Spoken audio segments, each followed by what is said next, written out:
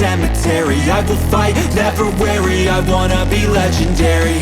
Till I'm dead and buried deep within a cemetery. I will fight, never weary, I wanna be legendary.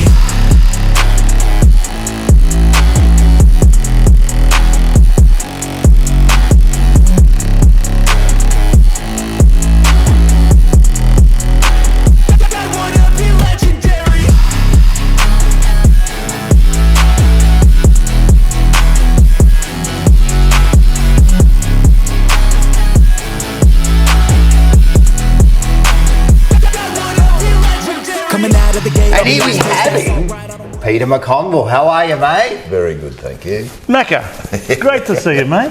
And thank you very much for giving us your time to be able to go over the wonderful highlights of your distinguished football career. Yeah, it'll be interesting, this. Let's hope the memory's good, because it was a while back now, wasn't it?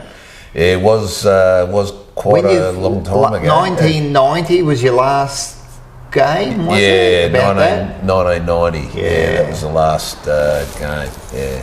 Yeah, but that means that you had 13 seasons because you played your first game in round 1 of 1978 for Carlton. 78. And you bypassed even the reserves and got straight into the senior team. How did you manage to do that? Well, what happened was Ian Stewart was the coach. Yeah. And, that would have been a baptism of fire for you. Yeah, it was. Yeah. Yes. Actually, I was in Bendigo and I was digging a trench. I was a plumber. I was digging a trench with the old man, and Ian Stewart pulled up and said, come down and start, train with us, see how you go and all that sort of thing. Just like that?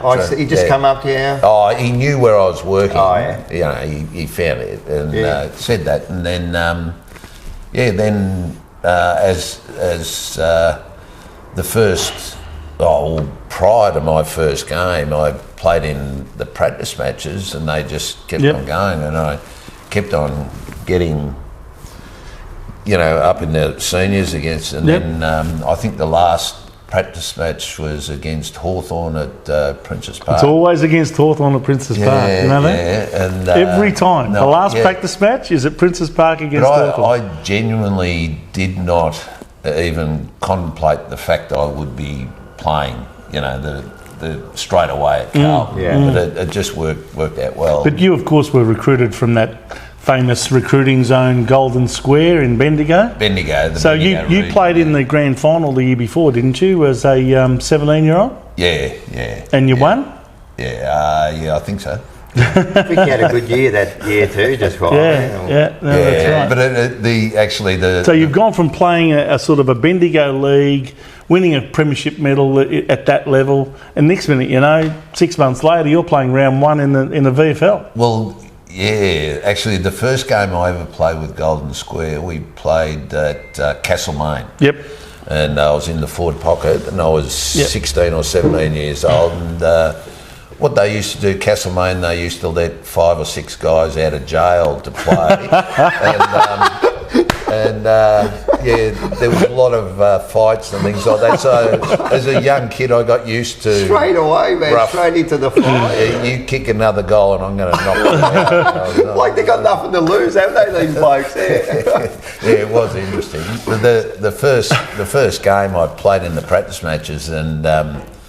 I just couldn't believe because I barracked for Carlton, and is that because you were in the Carlton zone, or was it for some other reason? That's interesting because your family was a massive Melbourne supporters, weren't they? Yeah. What happened with my grandfather Tom? Yes, he played in Melbourne. 29, 30, 31, and so everyone barracked for Melbourne, and I barracked for Melbourne. And then Mum and Dad took me down to see Melbourne play Carlton, and that's right. 3/4 of the way through I started barracking for Carlton, and they won, so then I stayed with Carlton. That's unreal. What made you turn towards Carlton? Was it because they were winning, or...? They won. Yeah. What year was this? Oh, when I was just a little... So it would have been in the impressionable years. Yeah, it would have been in that. So a young teenager type of thing? Oh, no, it would have been... Even younger? Yeah, around 11 or something like that. So you went to a game at Princess Park? No, it was at the G. I was at the G. That's so you're at the Melbourne home ground. Yeah. watching the team you'd always followed, Melbourne, and yet for some reason you were overcome with this desire to change to Carlton halfway through the game. Halfway through the game. But you went there with your Melbourne scarf on and walked out with a Carlton one. I didn't wear anything. Okay, righto. And then, like, I find that unreal that people that follow the team then play for it. You know what I mean? Like that's like it's all right playing AFL or VFL, but to play for the team you love, how was that? Like even when who was it? Was it Colin who came down to see you at the? Who come to see you at when you were digging a hole? Who was that? Ian Stewart. Oh, Ian Stewart. The coach. He come down for 5 when games. He said to you, "Oh, come and have a look at us train and that." Mate, you must have thought, what was that? It just played in the first practice match, and then the second one, and then the next one, and that sort of thing. And then they said, "Oh, you're getting a game in the first game at the MCG." So you obviously impressed. Every practice match, you did something to impress them to keep picking you and keep picking you. Yeah, would have been unreal. They said, "Righto, we had a meeting in Royal Parade." Yep.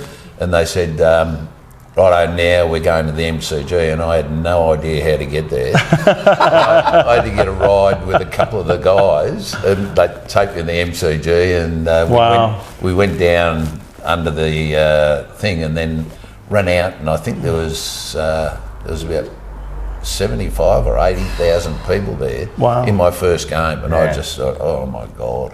Do you remember who that was against? Richmond. That's right. Yeah. 1978. 1978. And they tailed us up. But it didn't matter for you that day. But then we trained the next day, and I drove home to Bendigo, and I was sitting with Dad and Clary, and Dad's sitting there, and we're having a beer watching the World of Sport. And then they'd marked the day and they gave it to me. That's right. You got right. You marked the day in your first game of footy. And me and Dad are sitting there going, how good that was a real sign of things to come, because I mean you became a real aerial specialist, whether you were playing on the half back line or whether you were playing at full forward or anywhere else for that matter. You used to take some sensational marks, and you're only 6 foot tall. So how did you manage to do? Like, did you just have a natural leap, or? Oh yeah, I think it was. I wasn't.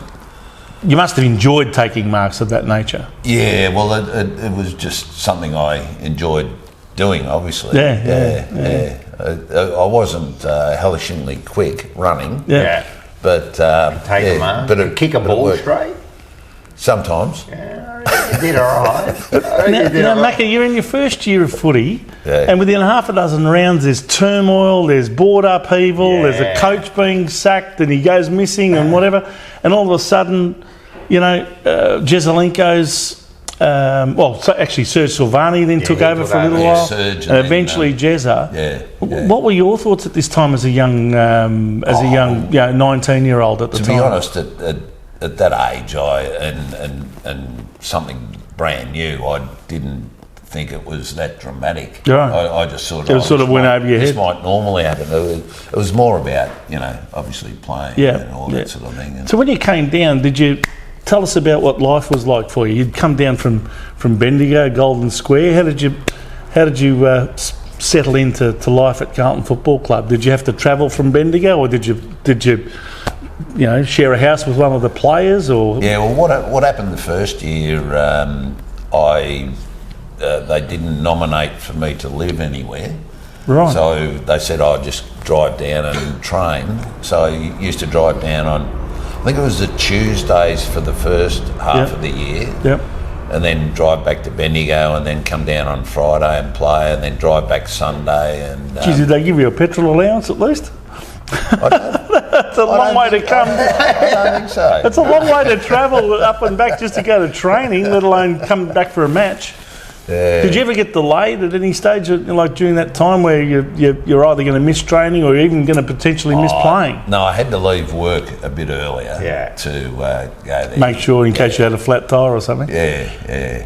What about playing on a Saturday after? Because those days it was all Saturday afternoon. So, we did you come down the night before, or? Yeah, come down the night before, and they'd book us into the the Avenue Hotel in Royal Parade. That was an exclusive place. Yeah, very much. It was one of those 2-star places in the Avenue in Parkville around the corner. It wasn't the Park Royal right on Royal Parade. It was next door, It was the Avenue. It was, but it was what it was. Yeah, in those days you wouldn't have known any better. That was like you're coming down. But tomorrow, the next day you're playing a game, so it's been all exciting for you. But you had a great year. I mean, you ended up being best first-year player at Carlton in 1978. Oh, it was unbelievable when when you think about it as someone I didn't imagine that happening. When I was growing up, it sort of all occurred, and then the next year I came down and lived with Kenny Sheldon in Glenroy. Yes. Yeah.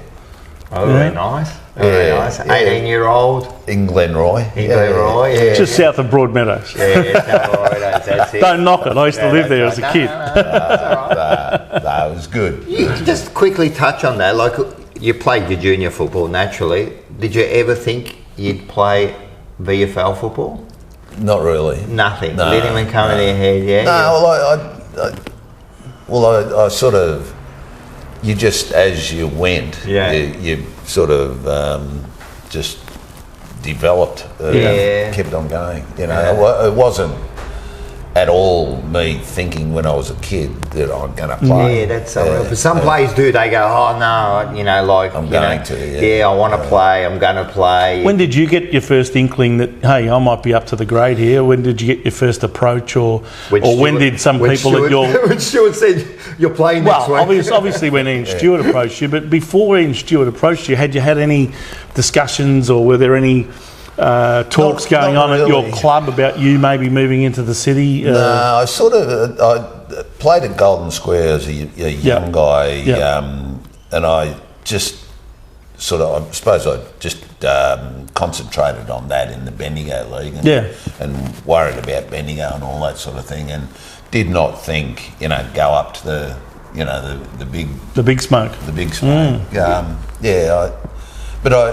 There were different guys, obviously, from Bendigo that were going up that I saw that happen to. Who were they? Do you remember? Rod Ashman and Jeff Southby. And, they could play. Household names at Carlton. And eventually Greg Williams, who came from Golden Square, didn't he? Greg, he lived a couple of hundred metres from me. And the first time Greg got invited down to Carlton to have a go in a practice match, he stayed at my place in Nicholson Street. Oh, right. There you go. But I think they put him on the half-forward flank and then said, see you later. Yeah, he was no good, that reckon. But he came back... Too fat, too short, too slow. Yeah, he came back a few years later and they had to pay a bit. They paid for it. He made sure that they paid for their mistake. Yeah. But, I mean, look, at the time, this is not about Greg Williams, but he would have found it difficult to break into a team with a mosquito fleet with names such as Ashman, Sheldon, Buckley, Marcoux, Johnston, Harms. How many more do you want? Malin? Yeah. The mosquito fleet was, famous, and it they did unbelievably well. And the good thing was too that we the whole team was so close. Like Jezza, when he started coaching, he made it compulsory that we go to a hotel every Saturday night. And it doesn't matter. That kept you guys close, didn't it? Well, you said it. I don't care if you've got a birthday to go to or this to go to it afterwards, sort of thing.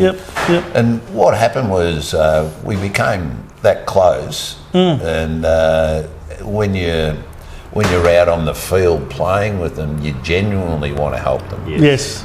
There's genuine care, isn't there? 100%. There's a genuine looking out for your mate. That was the way it worked, actually. Yeah, because you're all mates, so you'd back each other. I bet you at the pub, but you'd back each other on the ground too. Yeah, 100%, man. And you could see that. You've got to go to war together, don't you? Really, every Saturday. After a few beers, you get to know each other closely and have a good time. And you'd also tell each other some home truths if you had to too. Oh, sometimes.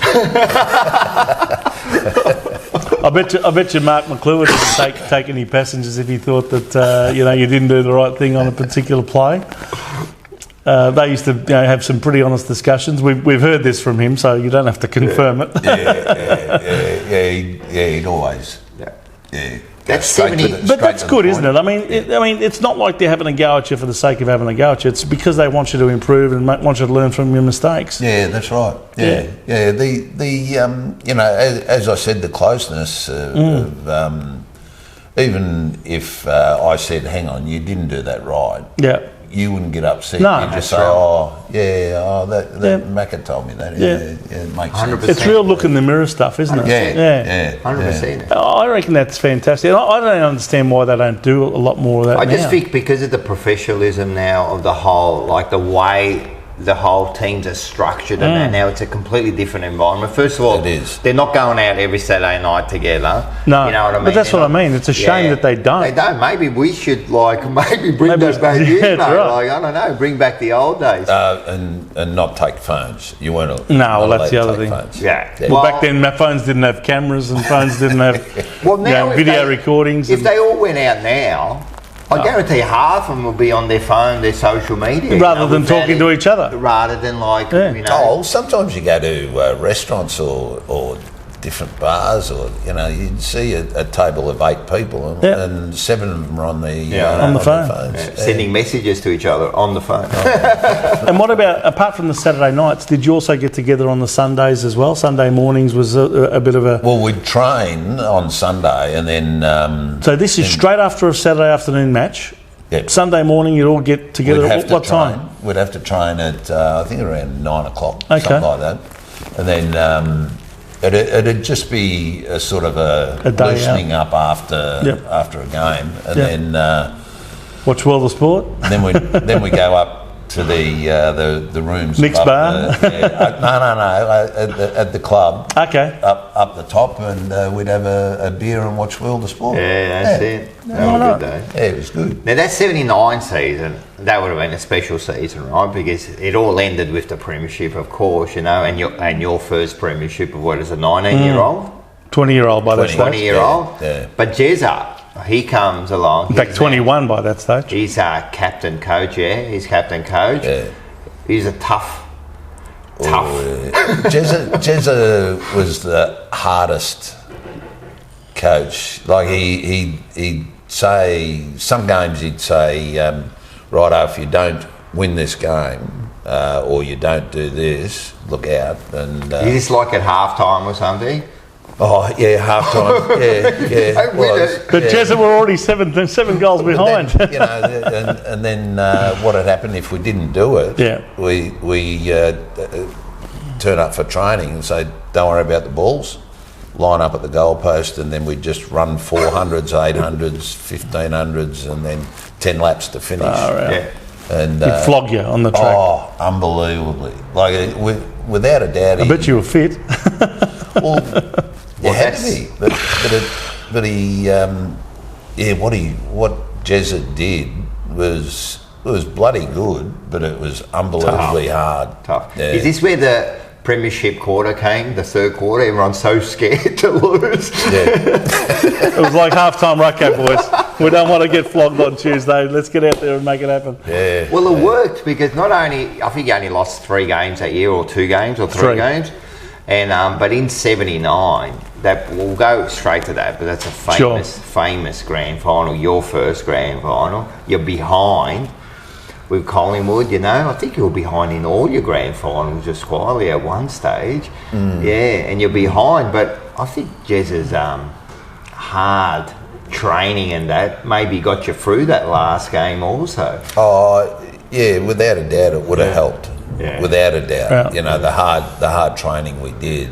Like, plus, it was a boggy ground, raining. You needed to have that stamina. I was a bit lucky because it slowed everyone down to match me. You weren't blessed with natural pace. No. But I tell you what, you were blessed with a beautiful natural leap and a capacity to take an overhead mark. What did you do? Who did you play on that game? Do you remember? Or I remember. Yeah. The first one? Yeah. The 79. Now, you were named at full forward, but I don't think you played there. Played on the half-forward flank, I think. Played half back flank. Yeah. The half-forward flank and then back flank, I think. And who'd Remember a bloke called Rene King? That's right, I played on You telled him up. He ended up with no goals. Now, you're too modest for your own bloody good.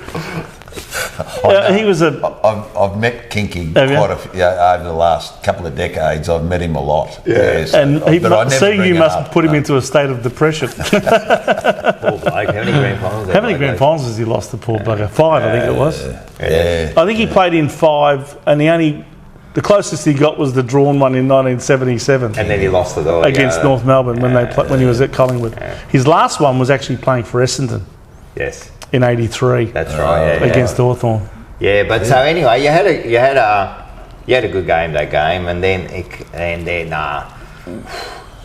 mate, you had that famous, of course, the Wayne Harms famous knock in just to finish it off. Yeah. Now every player that played in the game that day had a part to play in that. So what did you do to help bring the ball back into play, or were you on the end of it, or I watched it near the end?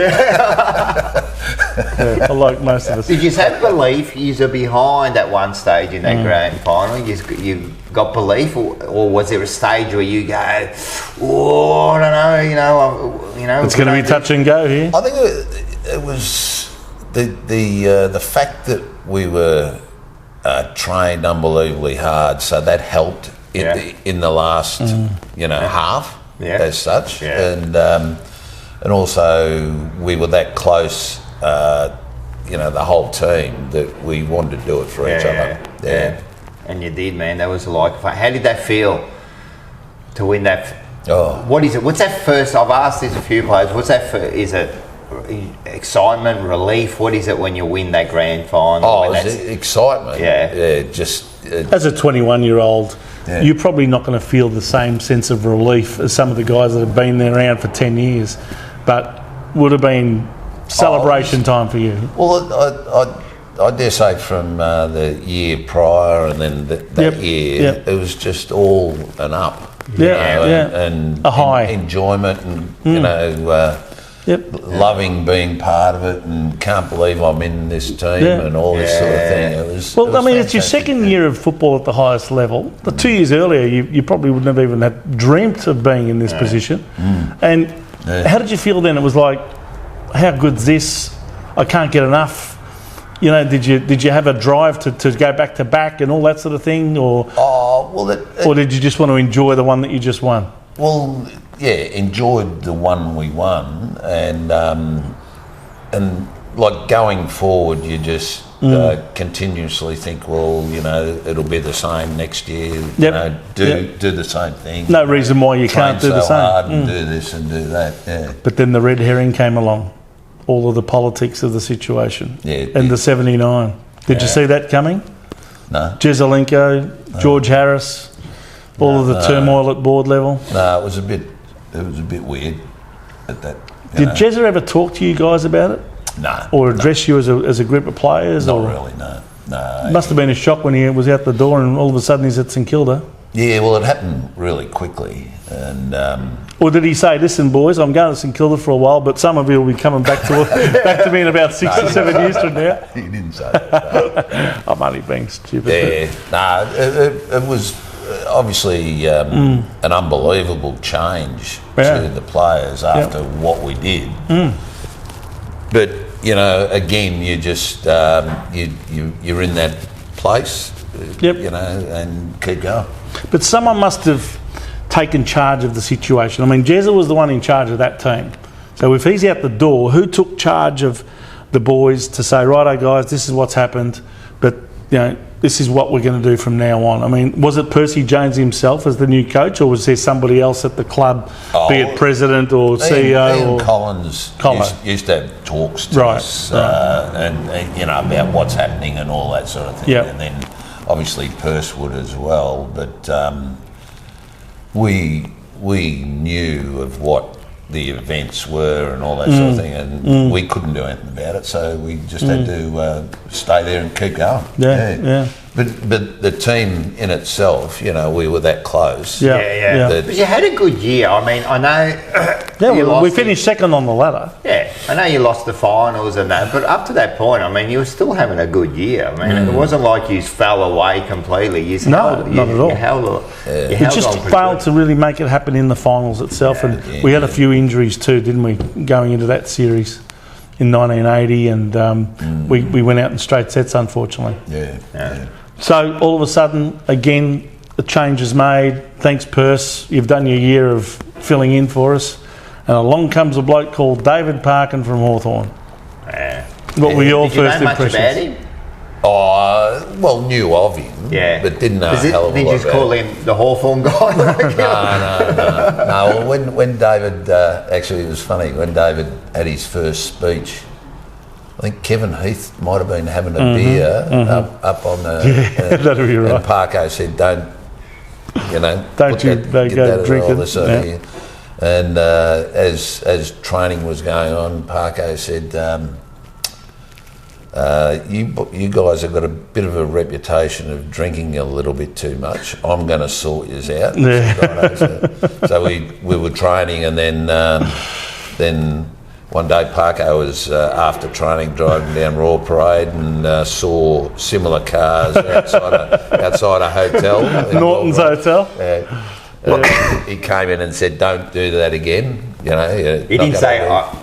I reckon he didn't say it that calmly either. You're really toning it down. You'll be suspended and all this sort of, all fined or whatever. He was a bit of a taskmaster, wasn't he? Yeah. But he. So what did you guys do? Oh, we went to another pub that he didn't drive past. The Royal Oak or one of those in Nicholson Street, or the Kent Hotel in Rathdown Street, or something like that. Fenwick, wasn't it? Oh, the Fenwick, Fenwick Hotel, yeah. So we went there for a while. Yeah. Just go to a different pub. But Parko also was a classic. He said on a pre-season trip to Thailand, I think it was. Right. He said, "You blokes, right? We're training at 8 o'clock in the morning and 5 o'clock at night. So you've got to behave yourself. You can't do this, you can't do that, and all that sort of thing." So we got over there, and then the next morning, Parko's setting up the cones in the tennis courts and things like that. He's setting up the cones and all this sort of thing. And about 8 or 10 of us. We're in the back of a tray truck with hats on. We've been drinking all night, and not hiding. We all waved to him, and he just dropped the cones. Then we went up and got changed, and came down and trained. I think he might have trained us fairly hard. These days, of course, when footballers go away on these overseas trips to Thailand, they take out cones of a different kind, But it was a great period. Yeah, of course. Sensational. Some of the. I think a couple of Carlton hierarchy might have had a word to Parko early on and said, "Now listen, I know you're trying to control these boys, but just let them do their thing, and don't worry, they'll be right. They know what to do when the time's right." And I think he might have toned it down a little bit. Parko actually made a speech after a while, and said, "I give up." Yeah, that's right. So long as you train hard and play hard, what you do afterwards is up to you. You're putting in the performances, but it wasn't like you're having a drink and then not putting. You're putting in the performances. You know what I call that? Hard off the ground, but on the ground, man. But it was a genuine. Excitement for us all to go and have a drink and have a good time and get close and things like that. It was. I reckon it would have been fantastic. I call that the get stuffed factor. When people try and impose rules and restrictions, but if you're performing, you've got the right to say, "Get stuffed. I'm putting the performance on the board. What the hell, leave me alone. I'm producing for you." So as a team, you'd produce. The idea of sort of calmness or not. Doing whatever. He gave up. Yeah. I think he was trying to sort of restrict you guys a bit like a harness driver on a horse that's wanting to go too fast, but you guys were always going to keep going. That 81, another good season, and you get down, and then you're in another grand final all of a sudden. You're in another grand final against the same team you played a couple of years ago, and they were a pretty good side too. Well, Collingwood of 81, is that what you're referring to? I mean, again, they had us on the ropes to some extent at various periods of time during that game, and all of a sudden we turned it around a bit and came back in the third quarter, reduced the margin to I think 9 points at three-quarter time, and then overran them and won by 20 points in the end, although probably could have won by a lot more. We were very inaccurate. 12 goals, 20-92 to 10-12, 72. Do you know the score? Yeah, I know my stats. But that's why we got it here. But I mean, forget the inaccuracy. At the end of the day, Collingwood had us on the ropes. Now, how were you feeling at various stages during that game? Where did you play for starters? Where did I play? Yeah, in 81. They were rotating you around again? Yeah, a little.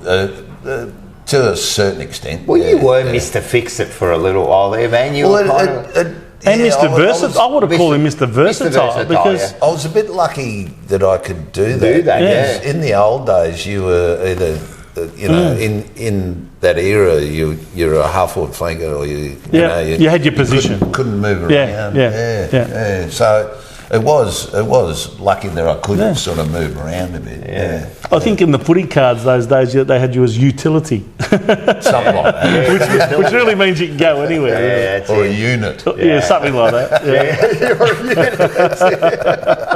That's it. So I mean, at any stage were you worried during the 1981 grand final that you might be overpowered here by the Magpies? Without a doubt, different stages indicate that you're struggling a bit and all this sort of thing. But you never panicked, did you? No. Well, you'd have a talk at half time, or three-quarter time, and well, it wasn't looking good at half time. Everyone would get that close and come on, let's do it. That's all. Was Parko pretty animated at half time from your recollection? Yeah, he would have been. Yeah, he would have been. Parko made good speeches. I think so. Yeah. And of course, at three-quarter time, apparently one of the things that really turned you guys around mentally, if anything else, was Jimmy Buckley coming in and saying to you boys, have a look at him. Pointing at all of the Collingwood players, because you guys had come back at them. They're all fighting amongst each other. Have a look. They're all arguing, and he pointed them out, and you guys were looking at them. No, we're actually fair dinkum having blues with each other at the three-quarter time huddle. I forgot Bucks did that. That was. He basically put some confidence into you guys that, hey, look, these blokes are on the ropes. We can get them here. Yeah. Isn't it funny psychologically how someone says something like that and it can just make you have a totally different attitude? Here we go. Yeah, that's right. Yeah. And I think even Parkin said they're tired, they're stuffed, they've got nothing left in the tank. Yeah. Now, whether that's true or not, if you're told that, you start to think, shit, maybe. If I can just get an extra 10%. But on the other hand, I reckon Collingwood were probably, they were going, come on guys, what are we doing? What are we doing? Well, they literally didn't, I don't think they kicked a goal in the last quarter. So maybe that was actually right. Yeah, well, that's very perceptive. It probably was the way they were sort of looking. Yeah, exactly right. So you get the other premiership now. Now you've won 2. You must be feeling pretty good about yourself. So 2 premierships in your first 4 years. 4 years of football. Yeah. Pretty good, isn't it? Pretty easy. And then just to make it better, we got 3 out of 5. 1982.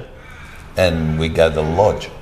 Yes. Oh yeah. Now before we go to 1982, we've got well, that must have been a huge incentive at 1981 to have the Prime Minister come in and offer you guys a trip to the Lodge if you happen to win the game. Do you remember that? Yeah. Big Mel Fraser. And number 1 ticket holder for Carlton. Yeah, and we were sort of it was just another motivation. But did you know he was coming in? When did you get told that the Prime Minister wants to have a word to you? Oh, he sort of mentioned that as we were going out. Right. Yeah, or just before we went out and all that sort of thing. That's good. But did the Prime Minister actually have a word to you guys as a group? or was it just relayed to you that he's offered this thing, or did he actually address you? I think it was relayed to us, and he was standing there. Right. To be honest, I'm not 100% sure. Right. But he was good. Yeah. Okay. So when did you go to the lodge on the Monday? Was it? No, I think it was a few days later. Tuesday or Wednesday. So you went down the lodge. They flew us up. They flew us out. Private? Was it I wasn't a private, but it was a private jet. Yeah, private. Yeah. Plane. Was it? Yeah. Sick, down Oh yeah. Air Force One. Man, only a few years ago, you were saying like you were digging holes there. Thinking all of a sudden you got a private jet, you're going down Canberra. to the lodge. You must have been pinching yourself, really. I mean, you know, you're 23 years of age. You've just won your second premiership. But in 4 years. The thing was, I was with guys like Jimmy Buckley and Ken Sheldon. Of course. They're a little bit younger than me, and they come from the country as well. Were they younger than you, were they? Okay. Yeah, a little bit. Yeah. Like, actually, I'll tell you a funny story about Jimmy. Yeah. When I played with Golden Square High School, I think I was in Form 4 or 5. Yep. Something like that. And we Year played, 10 or 11 these days, yeah, and we played against Kyneton High School, right, and at Golden Square Footy Ground, and Jimmy was at Kyneton, wasn't he? Just before half time, there was a bit of a fight, and all the bigger blokes, they're all fighting and all this sort of thing, and I'm sitting there thinking, oh, gee. And then this little bloke come up to me and said, "Hey, Luba lips," and then he punched me. Luba lips. And he punched me, and then I chased him and I couldn't catch him. God. Yeah, it was Jimmy. Oh, that's unreal. That is unbelievable. And then a few years later, you played in a premiership, or a few years later. No, I caught up with him a month or two later, and he apologised. He's a classic character, isn't he, Jimmy Buckley? I mean, he typifies everything about your group back in those days, isn't he? I mean, I've never seen a closer knit group of guys that used to get along well together, succeed together, and really enjoy life together as a group of players. Well, it was because he certainly knew how to have a good time. That's for sure. Yeah, yeah, Jimmy did. Yeah. Oh, everyone did. But it was like, because we're all in the Bendigo region, they're country people. Yeah. And then you have West Australians and South Australians, and Melbourneites and that. Yep. Everyone was down to earth, and there was no one.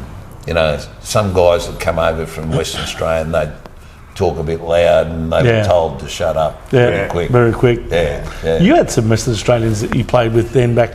I mean, you had Mike Fitzpatrick, of course, Fitzy, who ended up being your premiership captain in 81 and 82. Yep. There were other Western Australians. Kenny Hunter and Bazusto came around in 1981, but even before that, I think you had Alan Montgomery. Warren Ralph came in about 84. Yeah. Yep. Remember Alan Montgomery? I think he was another West Australian that came. So we had a lot of West Australians at Carlton back in those days. Yeah, there was. Yeah. And only a couple of South Aussies, wasn't there? Yeah, Clompy and Phil Malin. Yep. So in the 82 grand final, so that was one of my favourite grand finals, right? Was it? Yeah, because I'm 12 years old, right, and I'm watching TV. Right? That makes me feel old. Yeah. Well, you were playing. Well, he's double that. He's 24. He was literally 24, about a month before the grand final. He's not double now, but and then an extra player comes running on the ground. And she hasn't got any clothes on, right? So for me, I didn't notice that. Didn't you? Trust me, I noticed it, man. I was one of my favourite. I did too. At 12 years old, this was like exciting. Of course, you remember that.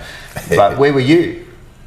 On the ground. Yeah, I know you were on the ground. Were you anywhere near? Because I heard that Dawes never ran through the centre square, and that was the only time he ever ran through the centre square. No, I wasn't that close, but I had to, we had to wait and watch and just see what happened. Wait for the security to get her off and all that. Did because he's just gained a bit of momentum there. And I heard Jono say that he was pissed off because he just had a bit of momentum, and then this kind of like was going to maybe be a derail distraction. the whole thing, you know, like the other team have always blamed her for losing. They have too, because she wants to wear the Carlton scarf. Helen D'Amico, you're a legend. Was interesting, wasn't it? It was. And So when she ran out onto the ground, you were nowhere near the area. You were somewhere else, or I would have been a fair way away. right? Yeah. So you couldn't see whether the curtain matched the carpets, or No. I think she was a bottle blonde. I think Wow Jones was telling me that.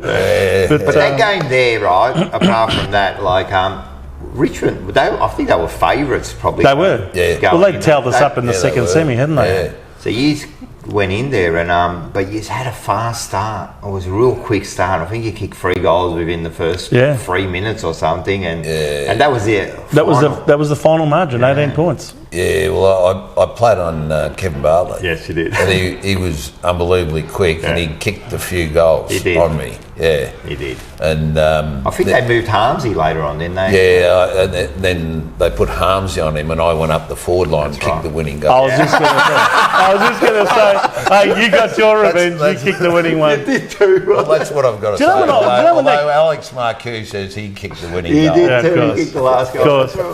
But, you know, that kick, funnily enough, that kick at the punt road end that you kicked for goal, when I first saw that, I thought, oh, he's missed it. But it almost looks like you've hooked it, but it must have just snuck in. Yeah, True? It snuck in. Yeah, it snuck in. And, you know, there wasn't much gap between the post and the ball, yeah?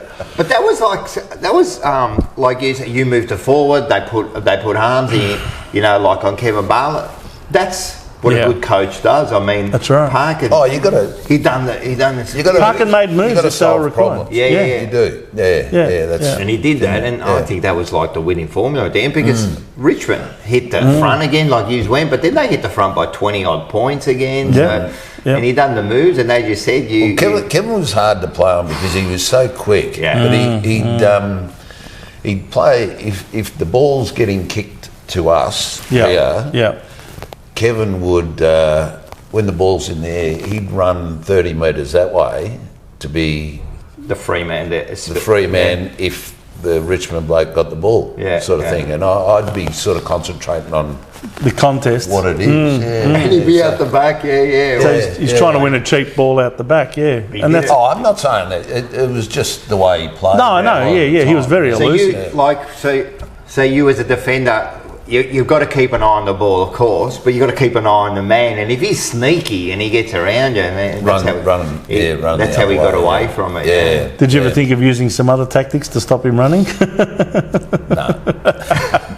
I never did that. No, of course not. No, of course. But that was a great grand final. I mean, that must have given you a lot of pleasure, having been smashed by Richmond. You were smashed by Richmond in the second semi 2 weeks earlier. Yeah. And that actually gave Wayne Johnston a chance to get back into the team, because that then meant that we played the week after. Oh yeah. And we beat Hawthorn in the preliminary final. Actually, I think I played on Brereton first game. Yep. Or his second game. Second game. No, his first one was against North Melbourne. I remember being at that game. Oh, was it his second game? Yeah. Emma. How did he go that day, or did you like? No, he didn't go too good that day. But you had to teach him a lesson. What are you doing, mate? He went off the ground. I like it. You'd learned a few tricks by this stage. You're 24 years of age. You'd been in the system a good 5 years. But I mean, yet again, we've won again. You get up to the lodge again in Canberra with the Prime Minister offering it again. Yeah. And this time, did you bring back any little mementos or souvenirs of your trip? No, the ladies. We brought back the ladies. No. I heard a few of the boys might have brought back a little souvenir or two on their way back from Canberra. I think some did come back. From all accounts. And then some of them had to make a return trip back to Canberra again. Well, some of those souvenirs. Well, some did, but look, and Harmsy has said this on. He's been 3 times on this show, but he's told us that he can't even remember where the stuff is anymore. Like, he told us a story. I'm sure everyone's heard of. I'm going to tell you. He's going. Mark, who was going. Oh, well, and he's going, what's that? You know, and he's had all this stuff there. And cling. While Mark, who's going to the hospital with Fabulous, right? Harmsy reckons he's stuffing the Prime Minister's 9 iron down his leg. He was going to take that. You know, so. Because I think we were genuinely thinking we're probably not going to come back again. So just a few ashtrays, a few pewter mugs and stuff that were put in pockets. Different things were from all accounts. Tell us, what did you remember of Alex Marcou's partner, Fabulous? Do you remember when he brought her along? Yeah. You were close to the situation there that night? Did you give her the name? Did you? Fabulous. Yeah. No, I don't know whether I gave her the name, but I said to Alex, we're going to the lodge, who are you taking? He said, I'll take Fabulous. So he took Fabulous. Yeah. And she fell down the steps. Broke my fucking ankle. And then Tammy said, Alex, I'll stay here. You can go back. Okay. So that suited Alex all right. He wanted to keep partying. He didn't want her to stop him from partying. You heard about Tammy rang Alex on the tube. Yeah. And he swore at her because he didn't think it was her. I think he said something along the lines of, "You're Tammy Fraser? Yeah, and I'm fucking Bob Hawke." So there's good value. No, it is me, Alex. It's Tammy Fraser. But actually, they got us to play a game for the Commonwealth Games up in Surfers. Okay. Yeah, you would have taken that game really seriously. Oh, yeah. I think it was a week and a half after winning the grand final. Yeah. So it was, bit of a junket up there. Yeah, Val Perovic having 37 cans in an hour and 50. Sort of, he wasn't thinking about it that much. But what a great bloke Val Perovic we went up there and played a practice match, the game, and Charles was there, and all that, and Charles and Diana and all that. That was in the early years. Yeah, I don't know whether Diana. They got married in 1981. Oh, yeah. Wow. Yeah, well, they were there, shook our hands and things like that. The King of England. Yeah. But then the future we got beaten. Yeah. We weren't that sort of upset about it. Who did you play? Richmond. But then what they did was they put us in Surfers Paradise in a hotel, a big hotel for 4 or 5 days. Yep. After that, nice. So we got to know the Richmond blokes really well. Yeah, it was good. It was good. Get together, actually. Yeah. So they were pretty good blokes. Yeah. It's amazing how these sorts of junkets bring some players together. Of course. Yeah. Although there was one particular one that was in London a few years later that you weren't part of. Yeah. That didn't exactly end well. Between Carlton and North Melbourne. What happened there? The Battle of Britain. Remember? Remember when Alistair Clarkson hit Ian Aitken and smashed his jaw and all of the. There was an all-in brawl, and that was a great. And Robert Walls almost threw a phone at John Kennedy's. Great exhibition. But anyway, actually, let's go a bit further down the track. You had some pretty good years in '83, '84, and '85, but of course they weren't years that we reached grand finals. We made the finals, but we were out in the first or second week in each of those years. Yeah. What were your thoughts about the team then? I mean, obviously, 3 years further down the track and you're now 27. What were your feelings about Carlton at that stage? You'd had 3 years of making it but not really doing anything.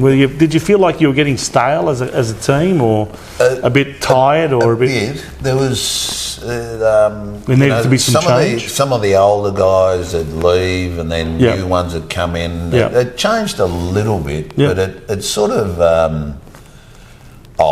we weren't successful. No. We were trying. But still made finals. Still made finals, but we weren't that successful. Did you just hear that? Can I just stop you? We made the finals, but we weren't successful. Yeah, I heard that. Yeah. Right, now, that's the mindset. Today's day and age, you don't make finals, but it's still a successful year. I mean, see that. And how's that for a mentality? See what I mean? Yeah, because to you guys, success meant premiership. Yeah. True? Yeah.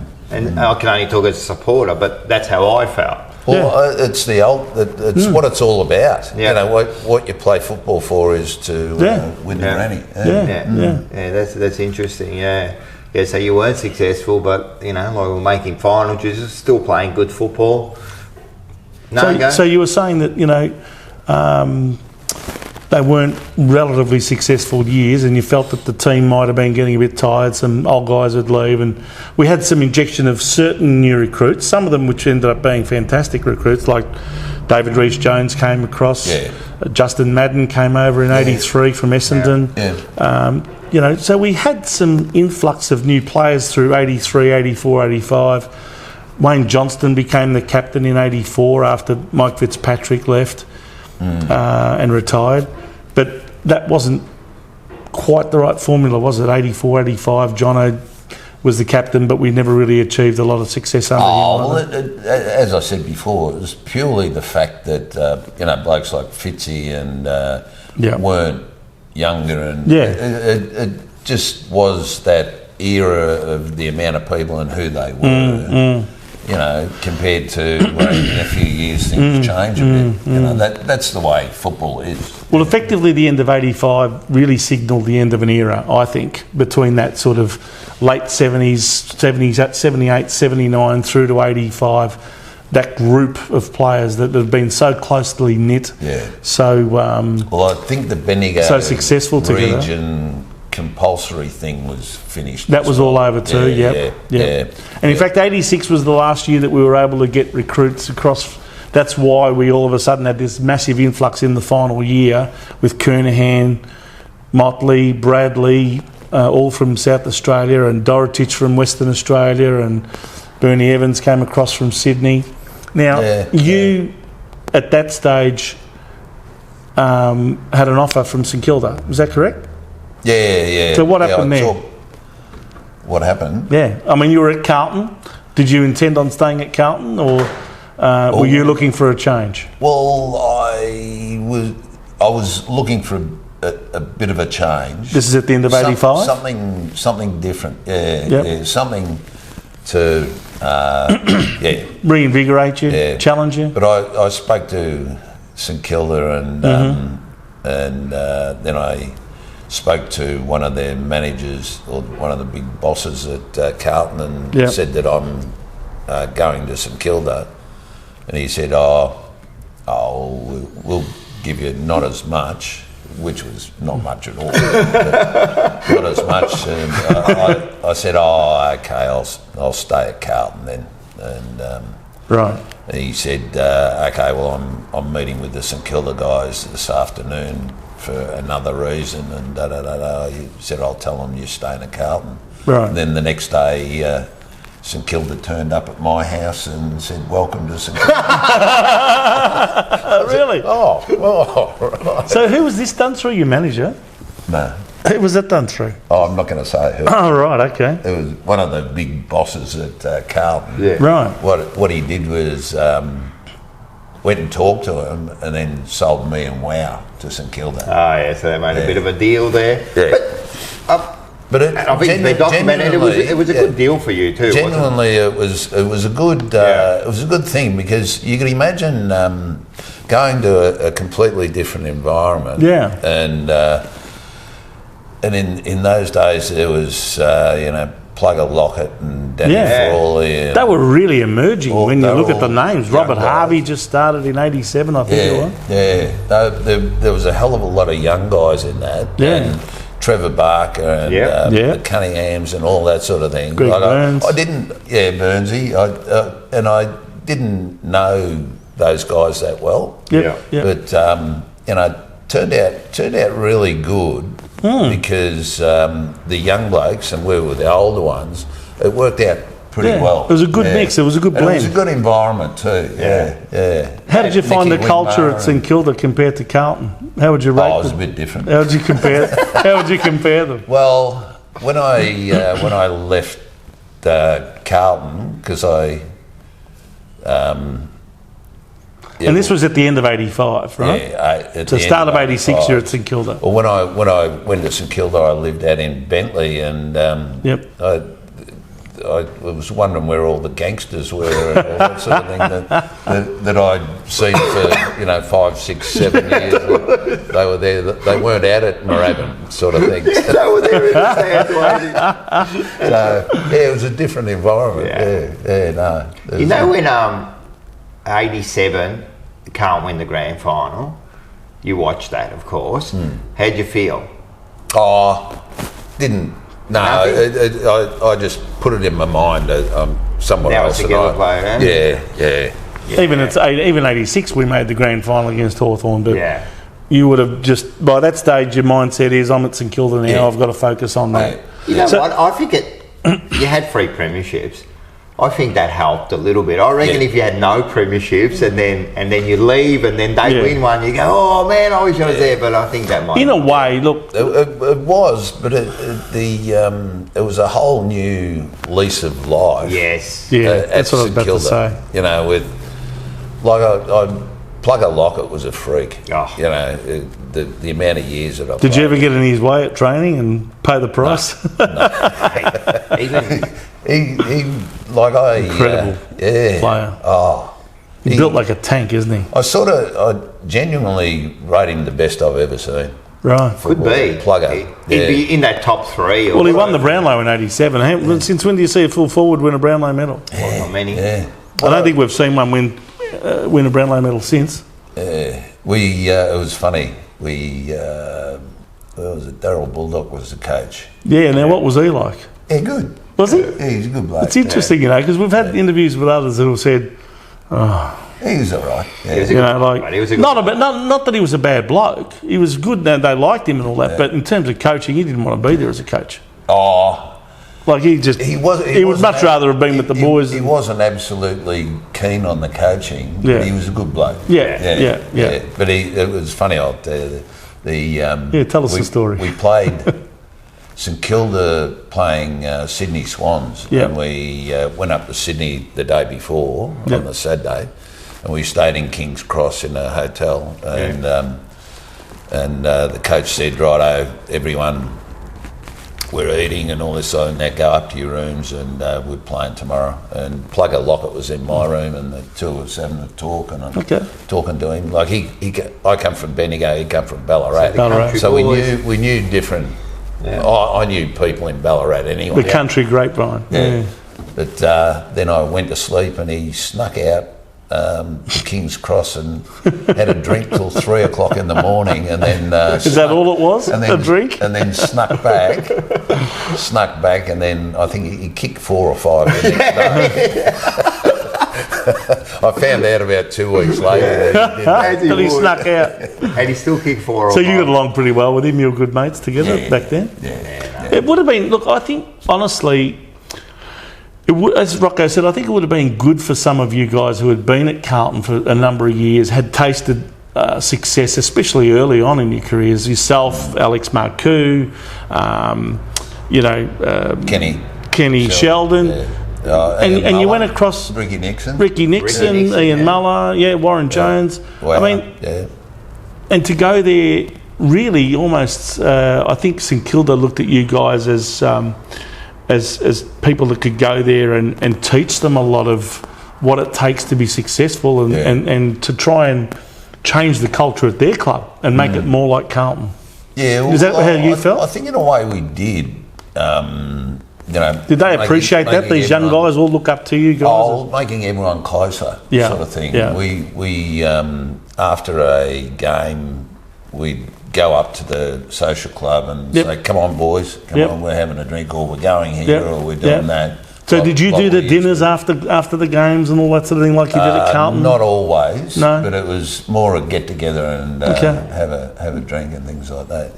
Yeah. So did you enjoy playing with Kenny Sheldon and Alex Marcoux and Wow Jones and Ian Muller and Ricky Nixon and Spiro Korkamielis was another one who went there? I enjoyed it at St Kilda. You guys almost should have put a CFC emblem on the front of the St Kilda Guernsey back then. Yeah.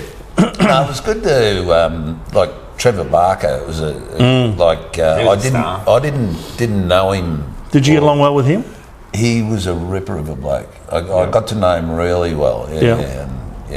tragedy. Yeah, tragedy. What happened to him? But he was Okay. Yeah, he was a ripper of a bloke. Because they'd been through a whole, like Strange a decade era. of. Well, it was terrible, really, for St Kilda leading up till the point where you guys got there, and then all of a sudden we saw this improvement with all of you guys going there, and eventually Kenny Sheldon even took over as coach, didn't he? And Hutto was chairman and selector. That's right. And Peter Hudson. I was a selector as well. Yeah. Well, yeah, really. Yeah. What, when you were playing still, when I or retired. after you retired? That would have been interesting. Yeah. Yeah, it was good. Yeah. Did you enjoy having chairman of selectors meetings or match committee or whatever they call it? Hutto is a ripper of a bloke. Yeah. We Tasmanian. Yeah. So it was a good, friendly sort of culture there, obviously. Kenny was a good coach, and Hutto would help Kenny, obviously, but Hutto would also talk to the various guys about what to do and all that sort of thing. So it was really good. Yeah.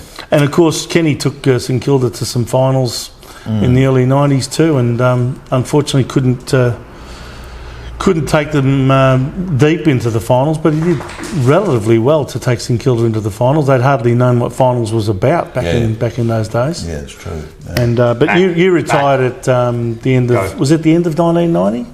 Yeah. Did you know you were tore done? My hamstring again and said that's it. That's it. You knew you were done. Yeah. It wasn't because I was going that quick. It tore me heavy. And of course, you wore number 12 over there, didn't you, at St Kilda? Yeah. That would have been a slightly lighter number than 33 at Carlton.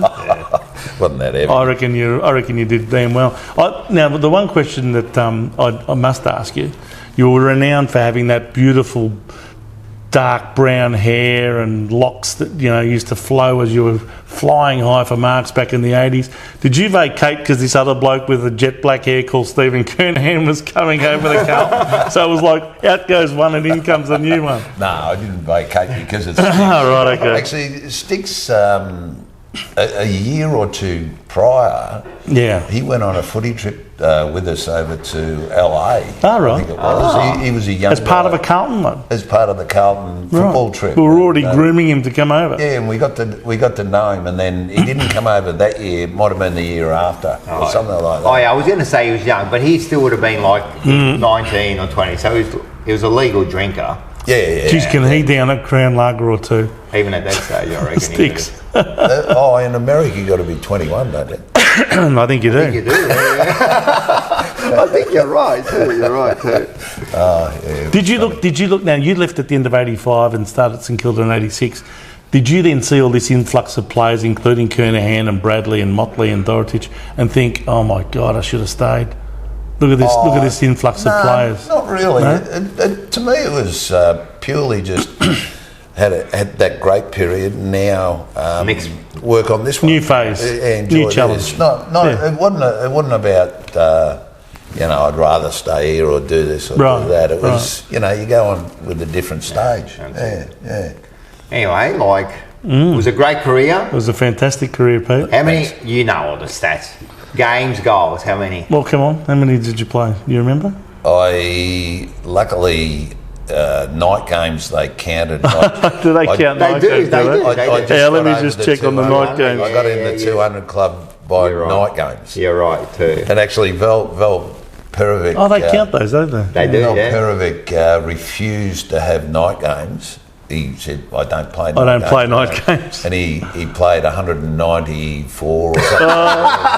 And he doesn't get free tickets to games and grand finals. So he's spewing now, right? It cost him. Well, it's funny you should say 194 because that is exactly how many games you played.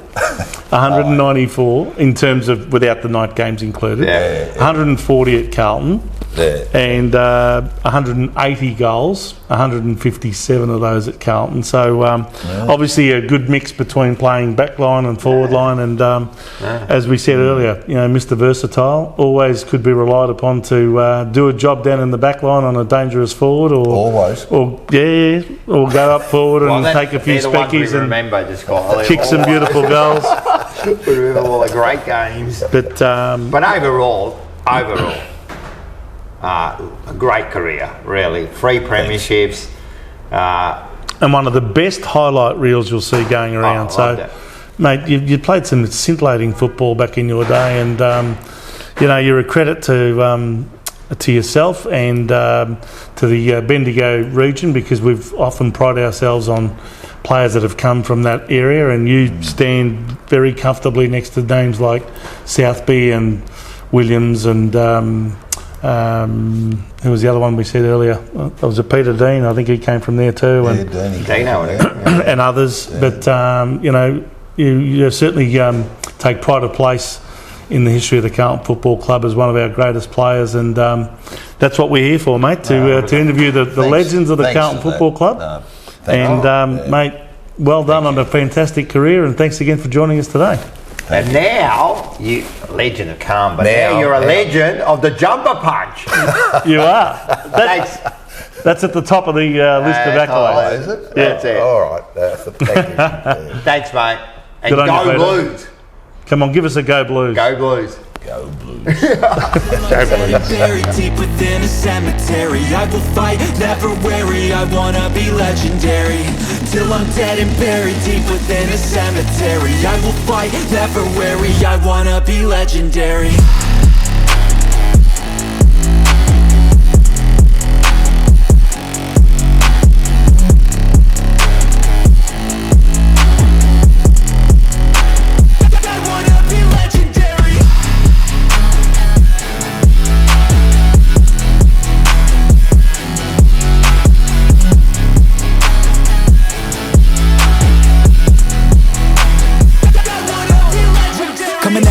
I'll be last place, that's alright. I don't work at a fast pace. I'm a steady horse creeping up straight past it. And once I pass you, no one's getting past me. I've seen people hit walls and they stop there. I don't get that mind, man, it sounds scared. Good things take time, better prepare, cause anything great takes pain, it's a fair.